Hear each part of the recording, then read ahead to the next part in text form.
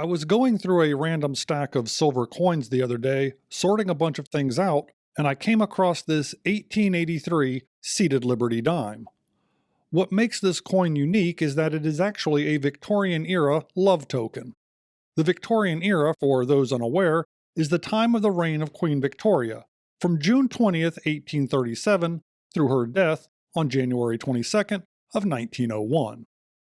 I learned that besides their silver value, these love tokens tend to be highly sought after by some collectors. But to be considered a real love token, it must meet two requirements. It must be what is considered a coin of the realm, or legitimate coinage. And also, it must be hand engraved. The one I have here appears to have the initials A and H with either a G or L right here in the center, but I'm not entirely sure. It's not clear which is the primary initial and which is the second or third. Leave a comment below if you can read them better than I can or have any other information on this type of engraving. The process for making a love token involved flattening one side of the coin, the side upon which the engraving would be placed, and leaving the other side completely untouched.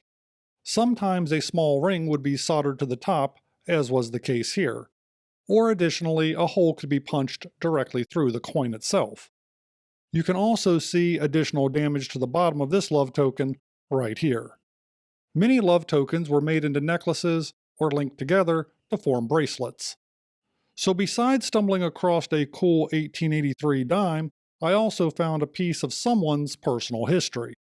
Unique to be sure, and something that I'm glad to have in my silver stack collection.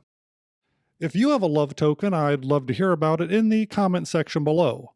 Thanks for watching, and maybe, just maybe, I'll see you on the next video.